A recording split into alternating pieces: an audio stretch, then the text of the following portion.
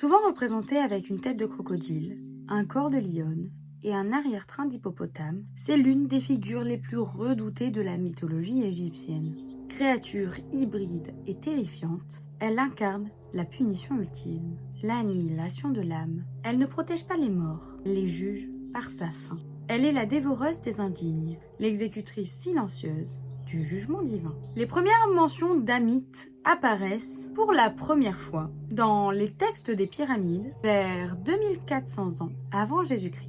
Mais elle apparaît surtout dans le livre des morts au Nouvel Empire à partir du XVIe siècle. Ce texte, qui remonte au Nouvel Empire, est l'un des piliers spirituels de la civilisation égyptienne. Il reflète une vision du monde centrée sur l'ordre, la justice, mais également la survie après la mort. Dans les profondeurs de la mythologie égyptienne, là où le désert rencontre le Nil et où les âmes errantes cherchent leur jugement, naît une créature que nul dieu n'a créée, mais que la peur, la justice et l'ordre ont façonné. Amit, la dévoreuse des morts, gardienne de la balance, terreur des âmes impures. Elle ne descend pas d'une lignée divine. Elle n'a ni temple, ni culte, ni prière. Elle est née d'un besoin ancestral de protéger l'ordre du monde en effaçant ceux qui le trahissent.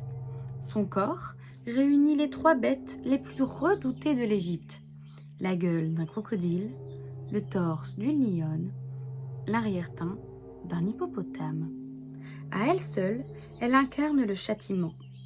Pas un monstre, pas une déesse, mais une sentence vivante. Là, dans la salle du double mat, où le cœur du mort est pesé contre la plume de la vérité, elle attend. Elle ne juge pas, elle ne parle pas, elle observe. Et si le cœur est lourd de fautes, elle le dévore. Et avec lui, l'âme disparaît pour toujours. Car Amit ne condamne pas à la souffrance, elle condamne à l'oubli. À travers elle, les anciens Égyptiens affirmaient une loi simple et implacable. Celui qui ne respecte pas l'ordre du monde n'a pas sa place dans l'éternité. Amit est là pour le rappeler, silencieuse, intraitable et éternelle.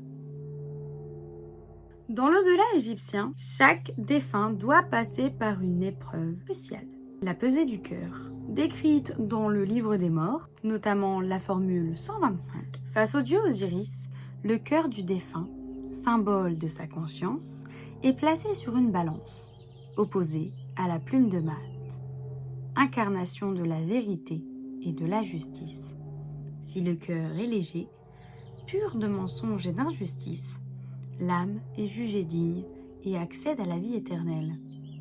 Mais si le cœur est trop lourd, chargé de fautes, Amit, la dévoreuse, entre en scène.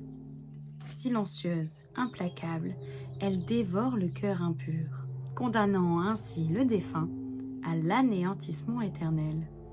Aucune seconde chance, aucune souffrance, tout simplement le néant. Amit ne parle pas, elle juge par l'acte. Elle ne punit pas le corps, mais efface l'âme. Ce n'est pas une simple bête, elle est la limite, le point final, le rappel que, dans l'au-delà, seule la vérité survit.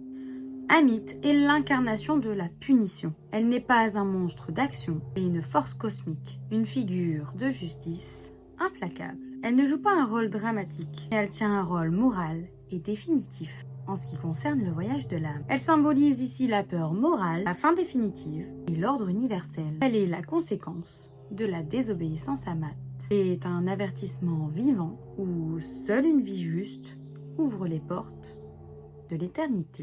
J'espère que cette vidéo vous aura plu. N'hésitez pas à la liker, à la partager et me dire ce que vous en pensez en commentaire. En attendant, n'oubliez pas que chaque histoire mérite d'être racontée et que derrière chaque flamme se cache un mythe.